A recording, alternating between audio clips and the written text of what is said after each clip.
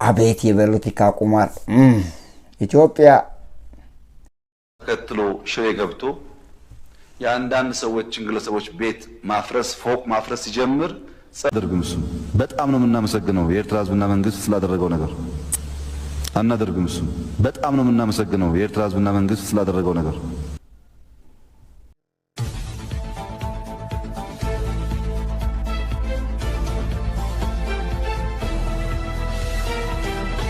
ብቃት ማነስ ይሉሃል እንዲህ ነው። ጤና ይስጥልን ውድ አድማጭ ተከታታዮቻችን እንደምን አላችሁ እንደምን ዋላችሁ? ሁላችሁንም ባላችሁበት ስፍራና አካባቢ ላይ ሰላሙን ጤናን እየተመኘንላችሁ ለዛሬ ያቀረብናቸውን ከመግቢያ እንደሰማችሁት ይሆናል። ሌሎችንም የገዱ አንዳርጋቸው ሁኔታ የገዱ አንዳርጋቸው ላይ የቀጠፉት ቅጥፈት መልስ ተሰጥቷቸዋል። ጠቅላይ ሚኒስቴሩ ተዋርደዋል። በዚህ ልክ የተዋረዱ ባለስልጣናትና የኢትዮጵያ መንግስት ራሱ በጠቅላይ ሚኒስቴርነት አገሩን የሚመራው ጠቅላይ ሚኒስቴሩ ዛሬ ተዋርደዋል። ልካቸው ተነግሯቸዋል። ቅጥፈት መሆኑ ተደርሶበታል። በህዝብ ላይ እየቀጠፉና ህዝብ ላይ እየዋሹ የሚገኙበት ሁኔታ ዛሬ በግልጽ አይተናል። ውድ አድማጭ ተከታታዮቻችን ዛሬ በግልጽ ያየነው የትኛውን ነው የሚለውን የገዱ አንዳርጋቸው የወጡ ዘገባዎችን እናስደምጣቸዋለን። ገዱ አንዳርጋቸው ጠቅላይ ሚኒስቴር አብይ አህመድ በእማኝነት እርሳቸውን እንደ አንድ እማኝ አድርገው የቆጠሩበት ሁኔታ ዛሬ ተስተውሏል። ገዱ አንዳርጋቸው ዛሬ በአንደበታቸው ተናግረው ለመናገር እንኳን ባይችሉ ዛሬ ላይ ግን ወጥተው የቀጠፉትን ቅጥፈት የኢትዮጵያን ህዝብ ይቅርታ መጠየቅ አለባቸው ይኖርባቸዋል ብዬ ሳስብ የኢትዮጵያ መንግስትን ይቅርታ ከመጠየቅ ይልቅ ዛሬም ያቀዱትና ያሰቡትን ነገር ለመተግበር የሚያደርጉት ሁኔታ ሆኖ አግኝቼዋለሁ ብለው በጽሁፍ ያወጡትን ንግግሮች አይተናል። ገዱ አንዳርጋቸው በጽሁፋቸው ምንድን ነው ያሉት? አቶ ገዱ አንዳርጋቸው የጠቅላይ ሚኒስቴሩን ውርደት የጠቅላይ ሚኒስቴሩን እውነተኛ ማንነት ዛሬ ጎላ አድርገው በጻፉት ጽሁፋቸው ያራሱ በቂ ነው። በጻፉት ጽሁፋቸው ዛሬ አስቀምጠውታል። ጠቅላይ ሚኒስቴሩ በዚህ ልክ የቀጠፉና ኢትዮጵያን ሊያዋርዱ የተዘጋጁና ያዋረዱ የመጀመሪያው መሪ እንደሚያደርጋቸውም ከአቶ ገዱ አንዳርጋቸው ጽሁፍ ልንረዳ መቻላችን ነው። ውድ አድማጭ ተከታታዮቻችን አቶ ገዱ አንዳርጋቸው ዛሬ በዚህ ደረጃ ጠቅላይ ሚኒስቴሩን የቀጠፉትን ሁኔታ ግልጽ አድርገው መናገራቸው ለኢትዮጵያ ለወደፊቷ ታሪክ ይጠቅማል።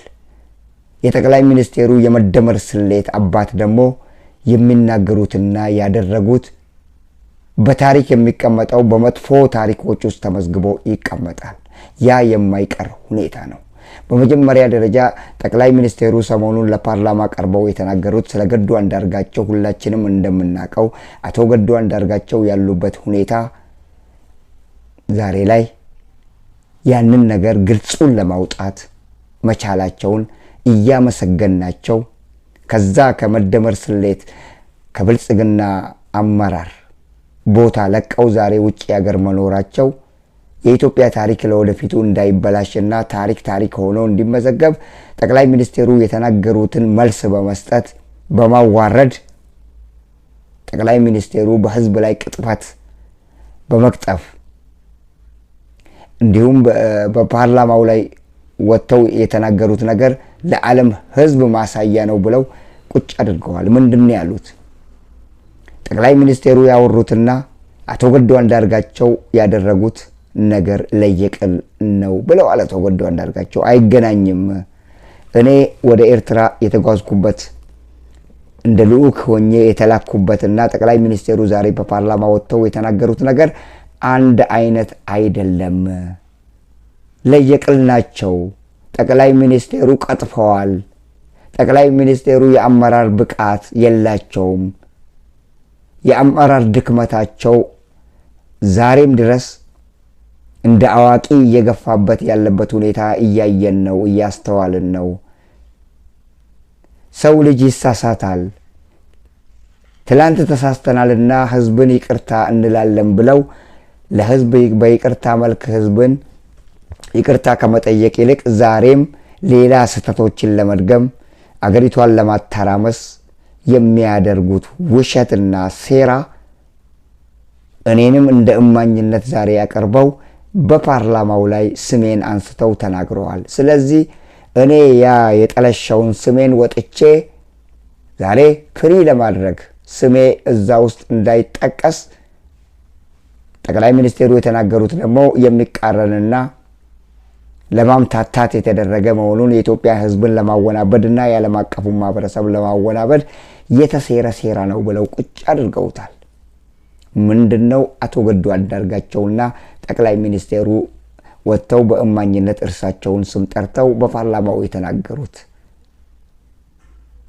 ለምንድነው እርሳቸውን እንደ እማኝ ያደረጉት የሚለውን እናያለን።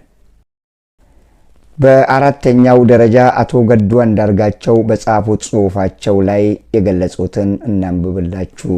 የሚታያችሁ ካልሆነ እናነብላችኋለን። እስቲ የምታያችሁ ከሆነ ደግሞ እስቲ እናንብብላችሁ። ለማንኛውም ከላይ የተገለጸው አጠቃላይ ሁኔታ እንዳለ ሆኖ እርሶ በንግግሮ በገለጹት መሰረትም እኔ የእርሶ ልዑክ ሆኜ ወደ ኤርትራ መሄዴን በተመለከተ የነበሩ ጥሬ ሐቆችን ወደ ማብራራቱ ልግባ አሉ አቶ ገዱ አንዳርጋቸው። በመጀመሪያ ደረጃ የትግራይ ጦርነት ከተጀመረ ኋላ እኔ የውጭ ጉዳይ ሚኒስቴር እንደነበርኩና በትግራይ ሕዝብ ላይ የተፈጸመውን ወንጀል በተመለከተ መልእክተኛ ሆኜ ወደ ኤርትራ ተልኬ እንደነበር በፓርላማ ንግግሮ የገለጹት ሙሉ በሙሉ ሐሰት ነው። ይህ ደግሞ የለየለት ቅጥፈት መሆኑን እኔም ብቻ ሳልሆን እርሶም ቢሆኑ የመዋሸት ሱስ ሆኖበት ካልሆነ በስተቀር እና በአዲስ መልክ ሊያስፈጽሙት ላቀዱት የጥፋት ፕሮጀክት ሕዝብን አወናብዶ ለማሳሳት ያግዘኛል ብለው ካላሰቡ በስተቀር ሁለቱም ጉዳዮች ስህተት ናቸው ለማለት ነው። እዚህ ጋር አቶ ገዱ አንዳርጋቸው አቋረጡት። ሁለቱም ጉዳዮች እኔን የሚመለከትና እውነትነት የሌላቸው ናቸው ለማለት ነው የፈለጉት። ታዲያ ለማንኛውም አሉ የኢትዮጵያ ፖለቲካን ለሚከታተል ሰው ሁሉ ግልጽ ነው። እኔ ከውጭ ጉዳይ ሚኒስቴርነት የተነሳሁት የትግራይ ጦርነት በተጀመረ ማግስት ማለትም ከጥቅምት 25 2013 ጀምሮ ነው። መቼም ይህንን ጉዳይ ይዘነጉታል ተብሎ አይጠረጠርም።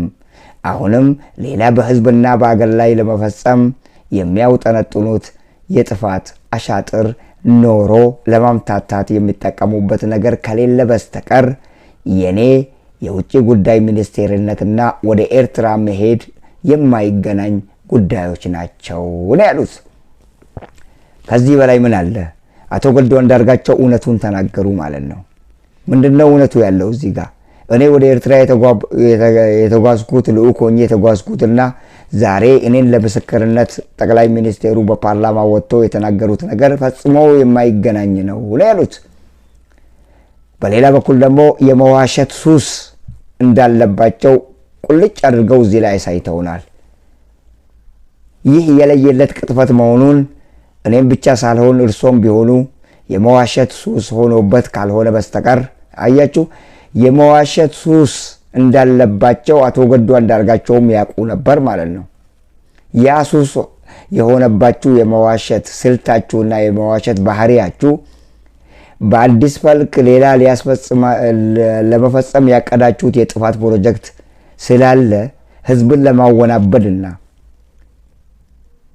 ህዝብ ላይ ሌላ ሴራ ለማሴር አወናብዳችሁ ዋሽታችሁ ካልሆነ በስተቀር ካሁን ቀደም የተደረገው የኔ ወደ ኤርትራ መሄድና ያደረኩት ነገር ኤርትራ ሄጄ የተላኩበት መልእክትና እርሶ ዛሬ ለምስክርነት እኔን ጠርተው የሚናገሩት ነገር ለየቀል ነው፣ አይገናኝም ብለው ነው ያዋረዷቸው። እኔ እኮ ግራ የሚገባኝ ነገር ለምንድን ነው የራሳቸውን ጥፋት የራሳቸውን ስህተት የራሳቸውን ማለት ራሳቸውን የሰሩትን ፋውል በሌላ ሰው አላከው ወይ ደግሞ ሌላ ሰው እማኝ እንደሆነላቸው የሚፈለገው ለምንድን ነው? ዛሬ ገዱ አንዳርጋቸው ኢትዮጵያ ውስጥ ቢሆን ኖሮ ይህንን እማኝነት አይሰጡም። ምክንያቱም ወይ ይገደላለሁ ወይ ይታሰራለሁ ብለው ስለሚፈሩ። ዛሬ ግን ከጠቅላይ ሚኒስቴሩ የመደመር ስሌት ውስጥ ወጥተው ውጭ ሀገር እየኖሩ ነው። ለዚህ ነው ድፍረት አግኝተው ማንም አይነካኝም ብለው ስለተማመኑ ብቻ ነው ቁጭ ያደረጉት። የባለስልጣናቱ ሆዳሞች እስከ ዛሬ ድረስ ከበሮአቸውን እየደለቁ የሚገኙት የእርሳቸውን ከበሮ እየመቱ የሚገኙት ከእርሳቸው ጋር ምንም አይነት ሼም ሳይዛቸው ለከርሳቸው ሲሉ ለሆዳቸው ሲሉ የተገዙት ዛሬ እዛ ቁጭ ብለው አዲስ አበባ ላይ ጠቅላይ ሚኒስቴሩ የሚናገሩትን ሐሳቦች ንግግሮች እያዩ እየሰሙ እያወቁ ያጨበጭባሉ። ምንም ጭብጨባ በማያስፈልገው ንግግር ራሱ ያጨበጭባሉ። ምንድነው የምታጨበጭቡት ብትላቸው ምንም የሚነግሩ ነገር የለም። በእንዲህ አይነት ሰው ነው አገር እየተመራች ያለችው። ኢግኖራንት አለማወቅ ደግሞ ብዙ ያስተምራል እንጂ አለማወቅ ለእንዲህ አይነት ለወረደ ንግግርና ለወረደ አካሄድ አያጋልጥም። የማያቅ ሰው ይማራል ከሰው፣ የማያቅ ሰው ከሰው ይረዳል። የማያቅ ሰው አላቅም ብሎ እጅ ይሰጣል። የማያቅ ሰው ከሚያቅ ይማርና መርሃ ግብሩንና አካሄዱን ይቀይራል።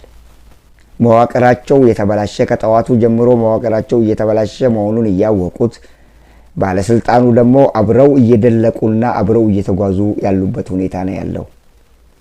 በአንድ ወቅት ላይ ወደ ኤርትራ የተላኩት አቶ ገዱ አንዳርጋቸው ጠቅላይ ሚኒስቴሩ ፓርላማ ላይ ወጥተው እንደሚያወሩት አይደለም። በዛን ወቅት ላይ አሁን የገዱ አንዳርጋቸውን ሐሳብ እስቲ አጠቃላይ ስነግራችሁ ገዱ አንዳርጋቸው በወቅቱ ላይ የኤርትራ ሰራዊት ወደ ኢትዮጵያ ገብቷል። የዓለም አቀፉ ማህበረሰብ አውቀዋል፣ ህዝብ አውቀዋል። ስለዚህ ያ ሁሉ ጥፋት ነው። የዓለም አቀፉ ማህበረሰብም አውቀዋል፣ ሚዲያዎች እየዘገቡት ነው። ስለዚህ ከዚህ ውስጥ ለመዳን ያደረግነው ነገር ትክክል እንዳልሆነ እናውቀዋለን። ስለዚህ ሂድና ይህንን መልእክት ለኤርትራ መንግስት አድርስን የተባለው መልእክቱ ምንድነው የሚለው ለኤርትራ መንግስት እንዲሰጠው የተፈለገው በአሁኑ ወቅት ላይ የዓለም አቀፉ ማህበረሰብ አውቆብናል፣ ህዝብ ነክቶብናል እና ይህንን ያደረግነውን በደላችንን እንሸፋፍነው፣ በእጭት እንያዘው፣ እናንተም አትናገሩ እኛም አንናገረውም፣ እስከ ዕለተ ሞታችን ድረስ ተዳፍነው ይቅር፣ ያደረግነው ነገር መጥፎ ነው እኮ እና ሂድና ለኤርትራ መንግስት አድርስ ሲባል ጠቅላይ ሚኒስቴሩን አቶ ገዱ አንዳርጋቸው የሆነ ጥያቄ ጠየቁ። ምንድነው ያሉት? የኤርትራ ሰራዊት ይውጣ እላቸዋለሁ እዛ ሲሄድ። ምክንያቱም የኤርትራ ሰራዊት ከትግራይ ክልል ይውጣ እየተባለ የዓለም አቀፉ ማህበረሰብ በእኛ ላይ ጣቱን ቀስረዋል የሚለውን ሐሳብ ነው ይዘው እንዲሄዱ የተደረጉት። ያንን ያዩት አቶ ገዱ አንዳርጋቸው የኤርትራ ሰራዊት ከትግራይ ክልል ይውጣ እላቸዋለሁ፣ ምን አገባ አንተ አትበላቸው፣ እኔ ያልኩህን ብቻ ንገራቸው ተብያለሁ ነው ያሉት።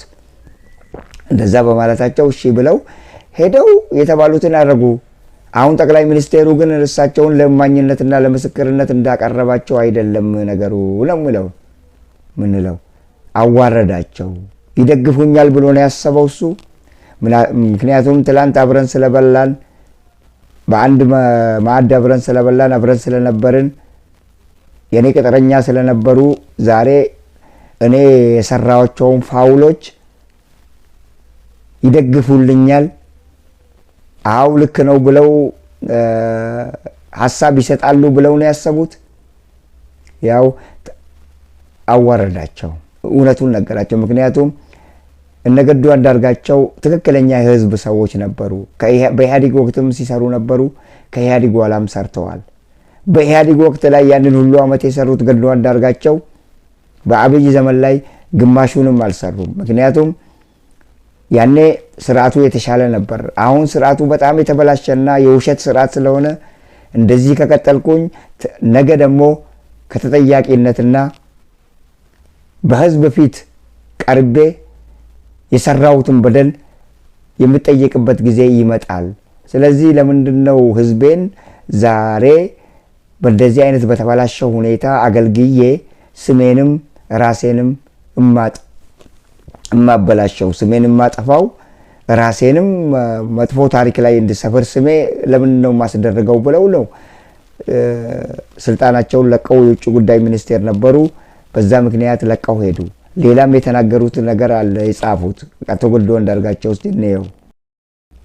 እኔ አሉ ገዱ አንዳርጋቸው ሶስተኛ ላይ የገለጹትን እናንብብላችሁ የማይታያችሁ ከሆነም እስቲ ከፍ እናድርገው እስቲ እና እናሳያችሁ። ውድ አድማጭ ተከታታዮቻችን በጣም የሚገርም የኢትዮጵያ ሁኔታ የአንድ ደካማ አስተዳደር ራሱን ማሻሻል የማይችል ህዝብን ይቅርታ የማይጠይቅ ለተፈጠረው ጥፋት ራሱ እኔ ያጥፍቻለሁ ይቅርታ አድርጉልኝ ብሎ ህዝብን ይቅርታ ከመጠየቅና ከህዝብ ይቅርታ እንዲደረግለት አለመፈለግ ራሱ ይሄ ውርደት ነው። ኢትዮጵያን እንደዚህ መንግስት ያዋረደ አንድም አካል የለም። አንድም መንግስት ከዚህ ቀደም ተሰምቶም ታይቶም አይታወቅም።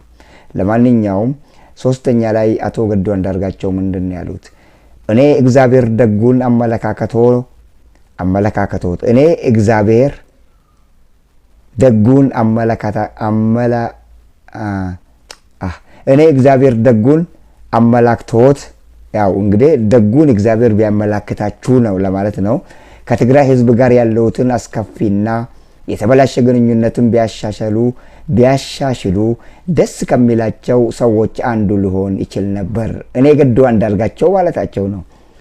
ነገር ግን ባለፈው ስተተው ምንም አይነት የመቆጨት ምልክት ካለማሳየቶም በላይ ለዚያ ሁሉ የሰው እልቂትና ንብረት ውድመት፣ ማህበራዊ ምስቅልቅልና የሀገር ህልውና የሚፈታተኑ ቀውሶችን የራስዎን የፊት አውራሪነት ድርሻ ሳይመለከቱት ሌላ ተጠያቂ ፍለጋ ሲዋትቱ ሳይ አግራሞት የጫረብኝ ከመሆኑም በላይ አሁን ያለው ምስቅልቅሉ የወጣ አገራዊ ሁኔታ ያነሰ ይመስል ሌላ አዲስ ቀውስ ለመፍጠር እየተንደረደሩ ስለመሰለኝ ጠንካራ ስጋት አድሮብኛል።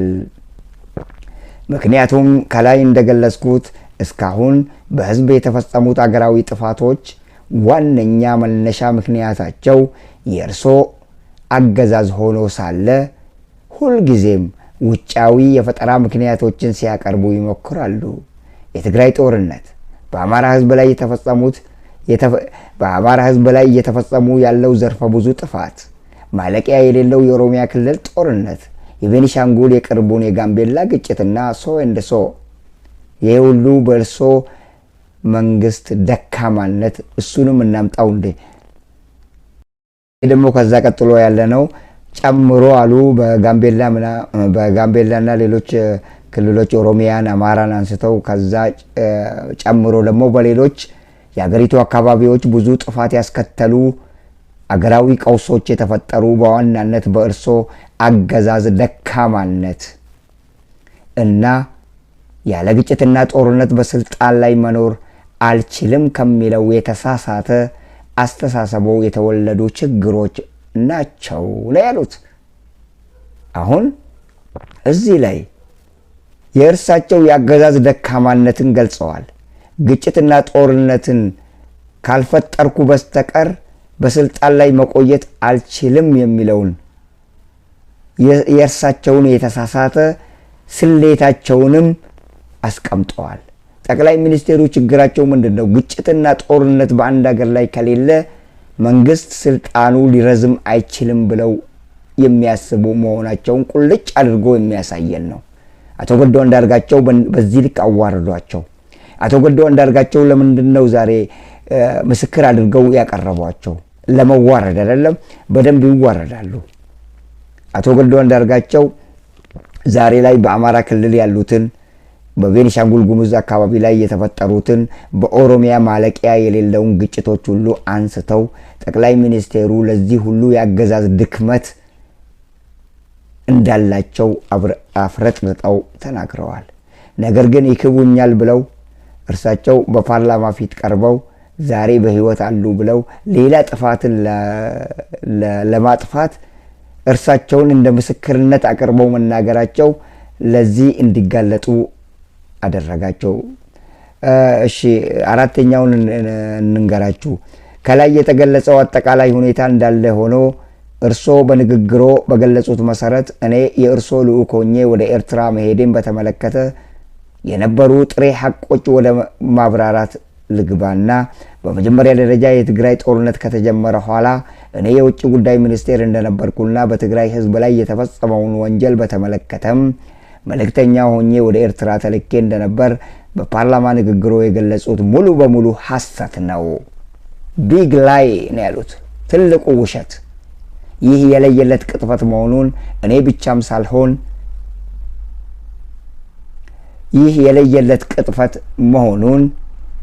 ብቻም ሳልሆን እርሶም ቢሆኑ የመዋሸት ሱስ ሆኖበት ካልሆነ በስተቀር በአዲስ መልክ ሊያስፈጽሙት ላቀዱት የጥፋት ፕሮጀክት ህዝብን አወናብዶ ለማሳሳት ያግዘኛል ብለው ካላሰቡ በስተቀር ሁለቱም ጉዳዮች እኔ ኤርትራ የሄድኩበት ጉዳይ ማለታቸው ነው። ሁለቱም ጉዳዮች ውሸት ናቸው። it is a big lie። ጠቅላይ ሚኒስቴሩ የሳቸውን ጥፋት ዛሬ ላይ ትግራይ ላይ የተፈጸመውን ጥፋት ይቅርታ ብለው ማለፍ እንዳለባቸው አቶ ገዱ አንዳርጋቸው ተናግረዋል። ይቅርታ ከማለት ይልቅ ግን ዛሬም ሌላ ጥፋት ለማጥፋትና የትላንትናውን ስህተት ከዛ በላይ ለመድገም እያረጉ ያሉት ጥረቶች ናቸው። ስለዚህ ይሄ ደግሞ እኔን በምስክርነት ዛሬ ስሜን የሚያስጠራ ጉዳይ አይደለም። እኔ በመጥፎና በውሸት ውስጥ የለሁም። የእርሶ ውሸትና የእርሶ በየጊዜው ያልሆነ የማይገናኙ ነገሮችን ኮንትራዲክት የሆኑትን ነገሮች እያገናኛችሁ የምትዋሹት ለኢትዮጵያ ሕዝብ የምትናገሩት ውሸቶችና ትርክቶች ዛሬ የኢትዮጵያ ሕዝብን ወደ ገደል እየሰደዳችሁ ያላችሁበት ሁኔታ ነው። ወደዛ ይወስዳችኋል። ዛሬ ይቅርታ በሉና ከእኔ የምጠብቀው ከናንተ ይቅርታ በማለትና የኢትዮጵያን ሕዝብ በይቅርታ በተለይ የትግራይን ሕዝብ በይቅርታ እንዲያልፋችሁ ማድረግ የናንተ ፋንታ ሆኖ ሳለ ዛሬ ግን እናንተ ያንን ይቅርታ ከማለት ይልቅ ለሌላ ጥፋት እየተዘጋጃችሁ ሌላ አካልንም እያስገባችሁ በእማኝነት ስም እየጠራችሁ ለፓርላማው ትናገራላችሁ። ይሄ ደግሞ ውሸትና ቅጥፈት ነው። የአስተዳደር ብቃት የላችሁም። የአገዛዝ ብቃት የላችሁም። ጠቅላይ ሚኒስቴሩና በእርሳቸው ዙሪያ ያሉትም አንድ አይነቶች ናቸው። ቅጥፈት ይቀጥፋሉ፣ ይዋሻሉ። ጠቅላይ ሚኒስቴሩ የሚናገሩትን አምፕሊፋይ አድርገው ይናገሩታል። የኢትዮጵያ ሕዝብ ነገ ምን ይላል እንኳን አይሉም። ባለስልጣናቱም ሴም በርድስ ፍሎክ ቱጌዘር እንደሚባለው የሚመሳሰሉ ወፎች አብረው ይበራሉ። ስለዚህ ሁሉም አንድ አይነቶች ናቸው። የነቁት ተለይተዋል፣ ከነሱ ጎራ ወጥተዋል። ዛሬ ላይ የኢትዮጵያ ሕዝብን በእንደዚህ አይነት ሁኔታ እስከ መቼ ነው እየዋሸ ነው? ውሸት በተደጋጋሚ ይዋሻል። ነገር ግን ውሸት ብዙ መንገድን አያስኬድም። የውሸት መንገድ በጣም ቅርብ ነች፣ በጣም ቅርብ ነች። የብልጽግና አስተዳደርና የመደመር ስሌት አዋዜዎች፣ ባንዳዎች፣ አገርን የሸጡ አገርን በትክክል ማገልገል የማይችሉ የብቃት ማነስ በሽታ የለባቸው ጭንቅላታቸው ለመጥፎ ብቻ የተሰራ ጭንቅላታቸው ለመጥፎ ብቻ የሚጠቀሙበት ጭንቅላታቸውን የማያውቁ ብቃት ያነሳቸው የወሮበሎች ስብስብ ናቸው። ስብስቡ ራሱ ከአንድ ማለት ደና ሰው የተሰበሰበበት አንድም ደና ሰው አታገኝም። ደና ሰዎች ጣታቸውን ቀስረው እባክዎት እኔ ነገር ያስጠይቀናል ብለው የሚናገሩ እነ ገዱ አንዳርጋቸው ዛሬ ተለይተዋል። እነ ለማ መገርሳ ዛሬ ወጥተዋል። እነ ዶክተር ሚልኬሳ ዛሬ ወጥተዋል። ምክንያቱም ይሄ ነገር አያዋጣም በኋላ ያስጠይቀናል የሚሉና ህሊና ያላቸው ሰዎች ናቸው እነዛ ባለስልጣን የነበሩት። ነገ ያስወቅሰናል ባካችሁ ተውየን ነገር ስለሚሉ ብቻ ከድርጅቱና ከአባልነታቸው ተነስተው ዛሬ ሸሽተዋል ከሀገራቸው። ምክንያቱም አንድ ነገር መናገር አይችሉም፣ ይገደላሉ፣ አለበለዚያ ደግሞ ይታሰራሉ። እውነቱን የተናገረው ዛሬ እስር ቤት ነው ያለው የፍትህ ሚኒስቴር የነበረው አቶ ታዬ ደንዳ ታስረዋል። በእንደዚህ አይነት ሁኔታ እነዚህ ባለስልጣናት ከውስጣቸው ጭንቅላት ያላቸውና ህሊና የነበራቸው አንድ ነገር ተናግረው አንድ ነገር ለማሳመን ባለመቻላቸው ከድርጅቱ ተለይተው ዛሬ ውጪ ሀገር እየኖሩ ነው። ምክንያቱም ነገ ከተጠያቂነት አንድንም የሚለውን የነገውን ሁኔታ ታሪክ መዝገብ ላይ እንደሚሰፍሩና እንደሚጻፉ ስለሚያውቁ የተበላሸ ስምን ላለመፈለግ ሲሉ ዛሬ ተለይተዋል። የተበላሸ ስምን የሚፈልጉና ከህዝብ ምንም አይነት ደንታ የሌላቸው ለህዝብ የማይቆረቆሩ ለህዝብ ቅንጣት ያህል የማያስቡ ሰዎች ግን አሁን ድረስ እዛው ናቸው። ከበሮ ይደልቃሉ። ትላንትና ያመጎሱት የኤርትራ ሰራዊት ነበር። የኤርትራ ሰራዊት ትላንት ሲያመጉሱትና ዛሬ ደግሞ በሌባነት ሲፈርጁት ዛሬ ምን እያሉት ነው? የኤርትራ ሰራዊት ትላንት አግዞናል እናመሰግናለን የኤርትራ መንግስት እየተባለ የኤርትራ መንግስት ዛሬ ደግሞ ምን እያሉት ነው? ሌባ ነው፣ ህዝብ ዘርፈዋል፣ ህዝብ ጨፍጭፈዋል። እኛ ደግሞ ተመልሰን ስናይ ከነሱ ጋር የማይመስል ነገር ለምስታት ትንገራ ላይ የማይመስል ነገር ነው እያገጣጠሙ የሚነግሩን። እና ውድ አድማጭ ተከታታዮቻችን በእንደዚህ አይነት የአገዛዝ ብቃት በሌላቸው የአገዛዝ ብቃት ማነስ በሽታ በተጠናወታቸው ሰዎች እጅ ወድቃለች ኢትዮጵያ። ከዚህ የሚያድናትን እግዚአብሔር አንድ ቀን ያምጣላት እንጂ ኢትዮጵያ በጣም በአስከፊ ሁኔታ ላይ ነው ያለችው።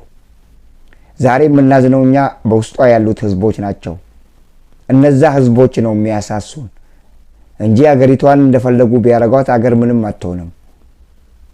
ህዝብ ነው እኛ እያሳሳንና እያሳሰበን የሚገኘው። ህዝብ ላይ እየተዋሸ ህዝብ እየተገደለ ህዝብ ላይ የፈለጉትን ሙከራዎች እያደረጉ ህዝብ ላይ እኮ ልክ እንደ ላቦራቶሪ ሙከራም ይደረግበታል። አማኑኤል የተባለው ልጅ እናቱ ፊት እንደዛ አንገቱ ላይ አንጠልጥለው ሽጉጥ የገደሉ በአደባባይ እናት ባለችበት ዛሬ የእሷ እርግማን እንኳን ይለቃቸዋል። እነዚህ ሰዎች በእንደዚህ አይነት ሁኔታ ያሉ ሰዎች ናቸው። የብቃት ማነስ የተጠናወታቸው ሰዎች ናቸው። መደመራቸው ፍልስፍናው ልክ አይደለም። አካሄዳቸውም ልክ አይደለም። አመራራቸው ብቃት ያንሰዋል። መዋቅር የላቸውም። መናበብ አይችሉም። መረዳዳት አይችሉም። አንዱ የሚናገረውን ሐሳብ አንዱ መደገፍ አይችልም። ዝም ብለው እንደዚሁ በጭፍን የሚሄዱ እንደ ከብት የከብት መንጋ ተከትለው ይሄዳሉ ባለስልጣናቱ። ጠቅላይ ሚኒስቴሩ ከእውነት የራቀ ውሸትን እየፈበረኩ አገሪቷን እየገደሏት አገሪቷን ለበለጠ ለተባባሰ ደረጃ እያደረሷትም ይገኛሉ። ከራሳቸውም አልፈው በአህጉራችን ውስጥ ያሉትን እንደነ ሶማሊያን፣ ኤርትራን እየበጠበጡ ይገኛሉ። አህጉራችን አልቀረች፣ ክልል ከተሞች አልቀረች። በውስጥ በኩል የውጭውንም እያመሱ ይገኛሉ። የውጭ ኃይሎችን ራሳቸው ጋብዘው ራሳቸው ዛሬ ላይ ትላንት ባመጎሱበት አፍ ዛሬ ተመልሰው እነዛን ኃይሎች ይሰድባሉ፣ ያንቋሽሻሉ። እነሱ ጥሩ እንደሰሩ ሌላው የተጋበዘው ደግሞ መጥፎ እንደሰራ ዛሬ ላይ አውጥተው ይናገራሉ። ትላንት ግን የኤርትራ ሰራዊት ባይኖር ኖሮ አልቆልን ነበር እስከማለት ደረጃ የደረሱበት ሁኔታ ነው። በእንደዚህ አይነት ሁኔታ ነው የኢትዮጵያ መንግስት እየዋሸና እየቀጠፈ በህዝብ ላይ እጁን እየታጠበ የሚገኘው። አቶ ገዱ አንዳርጋቸው ይህንን ጽሑፍ ያወጡት ለክቡር ጠቅላይ ሚኒስቴር አብይ አህመድ ከገዱ አንዳርጋቸው ጉዳዩ የፓርላማ ንግግሩ ላይ የእኔን ስም ጠርተው ያደረጉት ንግግርን ይመለከታል አሉ። ጥር 26 ቀን 2018 ዓ.ም በፓርላማው ቀርበው ባደረጉት ንግግር ከኤርትራ ጋር የተፈጠረውን አለመግባባት መንስኤ በተመለከተ እኔን በእማኝነት ቆጥረው ማብራሪያ መስጠቶን ሰዎች ቆርጠው በላኩልኝ የቪዲዮ ቅጂ ተረድቻለሁ። እርሶ በዚህ ንግግሮ እንደገለጹት ጉዳዩ በታሪክ መዝገብ በአግባቡ ይቀመጥ ዘንድ የነበረውን ሁኔታ ምንም አይነት መጨመርም ሆነ መቀነስ ሳያስፈልገኝ በነፃ ህሊና እንድገልጽ የእርሶ ንግግር አስገድዶኛል። በዚህም መሰረት አሉ በእኔ በኩል እንዲህ ባሉ የኤርትራና የኢትዮጵያ ግንኙነቶችን የሚመለከቱ ጉዳዮች ላይ አስተያየት ለመስጠት ፍላጎት አልነበረኝም። ምክንያቱም የነዚህ ሁለት እህትማች አገሮች የግንኙነት ታሪክ በአብዛኛው በቁርሾ የተሞላ በመሆኑ በጥንቃቄና ኃላፊነት በተሞላበት መንገድ ሊያዝ ይገባዋል የሚል እምነት ስላለኝ የማውቀው ጉዳይ በመሰለኝ መንገድ ላለመናገር ወስኜም ነበር። መቼም የትግራይ ጦርነት ተጀምሮ በፕሪቶሪያው ስምምነት እስኪቆም የኤርትራ ጦር ከኢትዮጵያ መከላከያ ሰራዊት ጎን ሳይሰለፍ የቀረበት ጊዜ ያለ አይመስለኝም።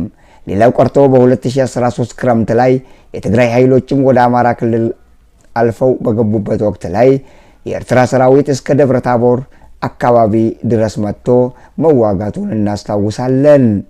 የኢትዮጵያ መከላከያ ሰራዊትና የኤርትራ ጦር በአንድ ላይ ወታደራዊ ኦፕሬሽን መስራት ያቆሙት በፕሪቶሪያው ድርድር የተኩስ አቶ ገዱ አንዳርጋቸውም እኮ ተናግረዋል። የብቃት ማነስ አለባቸው ሰዎቹ።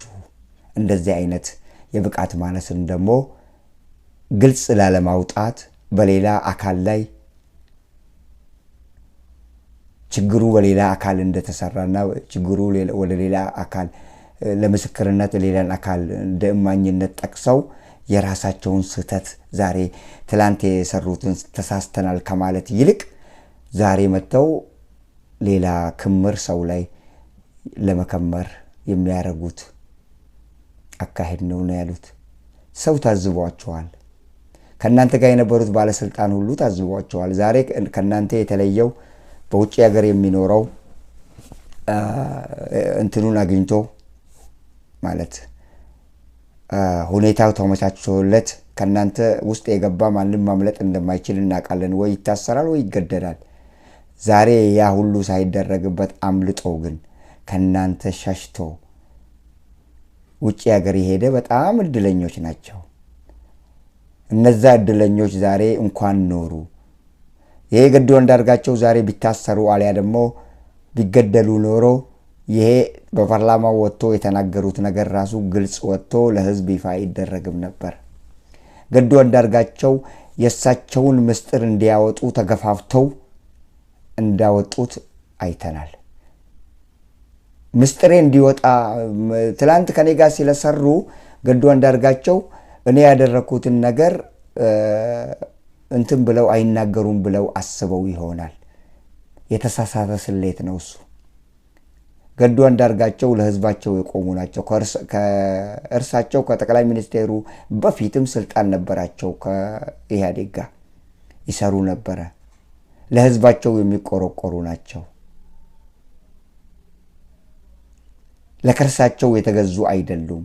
ያ ስላንገፋገፋቸው ነው ስልጣኑን ለቀው የሄዱት። በትግራይ ጦርነቱ ወቅት በቃኝ ብለው ነው። ከኤርትራ ጋር መጨረሻ ላይ የተደረገውን አይታችኋል። ከኤርትራ ጋር መጨረሻ ላይ የውሸት ስም አሁን ስለተነቃብን ገዱ አንዳርጋቸው ይዘውት የሄዱት መልእክት ምን ነበር? አሁን ስለተነቃብን በሁለቱም በኩል ጥንቃቄ እናድርግ የሚለውን ነው መልእክት ይዘው ወደ ኤርትራ ሄዱት። ማለት ህዝቡም ነቅቷል። የዓለም አቀፉ ማህበረሰብ ስለነቃብን ለሁለት ትግራይ መደብደባችን ለክቡር ፕሬዝዳንት ኢሳያስ አፈወርቂ ሄድና ንገር ተብለው ነው ውጭ ጉዳይ ሚኒስቴሩ የሄዱት። በዛ ላይ አንድ ሐሳብ ሲያነሱ ይብቃዬ ነገር በሁለቱም በኩል ያለው የኤርትራ ሰራዊትም ይውጣ የሚለውን ሐሳብ ገዱ አንዳርጋቸው ሲያቀርቡ አስጠነቀቁት። እንዲህ ብለን እንዳትናገር እዛ ኤርትራ ስትሄድ እኔ የሰጠውን ብቻ መልእክት አድርስ፣ ጥንቃቄ ማድረግ አለብን። አሁን እንዳንከሰስና እንትን ውስጥ እንዳንገባ ሌላ ጣጣ ውስጥ እንዳንገባ በሁለታችን በኩል ያለውን ሁኔታ ያደረግነውን ነገር ሽምጥጥ አድርገን እንክዳለንና ብለው ለኤርትራ መንግስት የላኩት መልእክትን ነው ይዘው የሄዱት። ዛሬ ለፓርላማ ቆርቦ በተናገሩት አይነት ሁኔታ እንዳልሆነ ደግሞ አቶ ገዱ አንዳርጋቸው በህይወት ስላሉ ቁልጭ አድርገው አሳይተውናል። ውድ አድማጭ ተከታታዮቻችን ይሄ ነው የኢትዮጵያ ምስቅልቅሏ የወጣ ሁኔታ ይህንን ያሳየናል። ለማንኛውም ኢትዮጵያና መላቅጡ የጠፋው ጉዳይ ሌላም እንጨምርላችኋለን። ሌላም አለ። የሰዓቱ ጉዳይ ሆነና ሰዓት ይገድበናል እንጂ ብዙ ነገሮች አሁን ይህንን ቀጣዩን ክፍል ነገ ብናቀርብላችሁ ደስ ይለናል። ምክንያቱም የማያልቅ ነው። የኢትዮጵያ መንግስት ውዥንብር፣ የኢትዮጵያ መንግስት አዙሪት ውስጥ የገባ መንግስት፣ ራሱ መቆጣጠር የማይችል መንግስት፣ ሌሎችን በሰላም ያሉትን ባለስልጣናት ከነሱ ተለይተው ከብልጽግና ወጥተው በውጭ ሀገር ሸሽተው ያሉትን በምስክርነት ያስቀምጡና እንዲዋሹ ለማስደረግ የሚያደርጉት ጥረት ዛሬ ላይ ተጋልጠዋል። ዛሬ ላይ ያው ገዱ አንዳርጋቸው ወጥተው በጽሁፍ አስቀምጠው ጠቅላይ ሚኒስቴሩን የርሶ የአገዛዝ ብቃት ማነስ ነው እስከሚላቸው ደረጃ ደርሷል። የአገዛዝ ብቃት ማነስ ደግሞ ነውር አይደለም። የአገዛዝ ብቃት ማነስ ነውር አይደለም። ቢያቁ ኖሮ ህዝብን ይቅርታ ጠይቀው የትግራይን ህዝብ የበደሉትን ይቅርታ ጠይቀው ከእንግዲህ አንደግመው ተሳስተናል፣ የሰው ልጅ ነንና ተሳስተናል፣ ይቅርታ አድርጉልን፣ ከእንግዲህ እንደዚህ አይነት ነገሮች አይደገሙም ከማለትና ይቅርታ ከመጠየቅ ይልቅ እኔ ራሱ እኮ አሉ ገዱ አንዳርጋቸው ይጠብቃቸው የነበረው እንደዚህ አይነት ነገሮችን ተናግረው ይቅርታ ይላሉ ብዬ ነበር። ይቅርታ ይጠይቃሉ የሚል ሐሳብ ካላቸው ሰዎች ውስጥ አንዱ እኔ ገዱ አንዳርጋቸው ነበርኩኝ ነው ያሉት። ተመልሰው ትላንት ያመጎሱትን የኤርትራ ሰራዊት ዛሬ ላይ መጥተው ሌባ መሆኑን ሲናገሩ ትላንት ወታደራቸው ደካክሞ በነበረበት ወቅት ላይ ከጎናቸው ሆኖ ያንን ቦታ የሸፈነላቸውን የኤርትራ ሰራዊት ዛሬ ሌባ ነው ዕቃ ሲፈታታ እኛ አውቀን ነው ዝም ያልነው ፊታችንን ወደዛ እናዞርም ብለው ያላክካሉ ያለውን ነገር። መጀመሪያስ ማን ያስገባቸው ማን ነው? ትላንት ስታመጉሷቸው ዛሬ ደግሞ ሌባ ስትሏቸው ምን የሚሉት ነገር ነው? እናንተ ለምንም አትሆኑም። እንኳን ለአገር አስተዳደር ይቅርና ለመንደር ማስተዳደር እንኳን ብቃት የላችሁም። ዜሮ ናችሁ። 0 + 0 0 times 0 is 0 0 + 0 is 0 በእናንተ ሂሳብ ስሌት ራሱ ብትሄዱ 0 + 0 is equal to 0 0 ሲደመር 0 አንድ ሆኖ አያውቅም። የመደመር ስሌታችሁም የተሳሳተና ወደ ገደል የሚከትና ባለስልጣናቶችን እያሳሳታችሁ ህሊና ያለውን ህዝብ እያሳሳታችሁ ህሊና ያለውን የራሳችሁን ባለስልጣን በደሞዝና በጥቅማ ጥቅም ለማሳሳት መሞከራችሁ የብቃት ማነሳችሁን አጉልቶ ያሳየናል። ሌሎቹ ሆዳሞቹ እናንተም ምትደልቁትን ከበሮ አሁን ድረስ ከናንተ ጋር እየደለቁ ነው። ለሆዳቸው የተገዙ ከርስ የሆኑ ለከርሳቸው የሚሉ ልክ እንደ ገዱ አንዳርጋቸው እና ሌሎችም ወደ ውጭ የወጡት እነሱ ግን ለከርሳቸው ስለማይገዙና የአገዛዙ አካሄድ በኋላ ሊያስጠይቃቸውና ከተጠያቂነት ሊያድናቸው እንደማይችል የተገነዘቡት ከብልጽግና ከመደመር ስሌት ተላቀው መደመር አያስፈልግም፣ መደመር ጸረ ህዝብ ነው፣ መደመር ጸረ አህጉር ነው ብለው ተለይተዋል። እነሱ የተለዩት ዛሬ ልክልካችሁን እየነገሯችሁ ነው። እናንተ በቀጠፋችሁትና ደግሞ እኮ አምጥታችሁ በእማኝነት ለእማኝነት ስታቀርቧቸው የማይናገሩ መስሏችሁ ይሆናል። እንደናንተው ለሆዳቸው ተገዝተው ከናንተ ጋር ያሉትና ከበሮ እንደሚደልቁት እንደዛ ከበሮ ይደልቃሉ ብላችሁ አስባችሁ ይሆናል። ያንን ደግሞ አያደርጉም። ዛሬ ከናንተ ተለይተዋል። እንገደላለን እንታሰራለን የሚለው ሐሳብ የለም እነሱ ጋር። ከሀገር ውጪ ስለሆኑ ያወሩታል። ስለዚህ ራሳችሁ ደግሞ እንደ እማኝነት አቅርባችሁ እነዛን ሰዎች በህይወት አሉ ለታሪክ ይቀመጥ ብላችሁ እኮ ስታወሩ ለታሪክ የሚቀመጠው የእናንተ አነጋገር ሳይሆን የነገዱ አንዳርጋቸው ነው ለታሪክ መቀመጥም የሚሆነው። እውነቱን ስላጋለጡ ፍርጥርጡን ስላወጡት ሐቁን ስለተናገሩ ብቻ።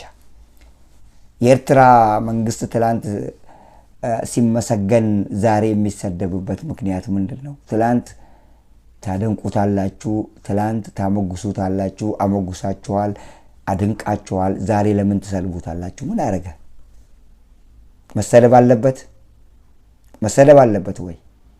እንዲህ አይነት ወራዳዎች ናችሁ። ለሀገርም ለወገንም የማትጠቅሙ ስለዚህ እኛ ምንላችሁ ነገር የለም። ውድ አድማጭ ተከታታዮቻችን ዛሬ በጣም ብዙ ሄደናል። በሌላ ፕሮግራም እስከምንገናኝ ቸር ያገናኘን እያልናችሁ ለዛሬው እዚህ ላይ እንለያችኋለን። ቸር ያገናኘን።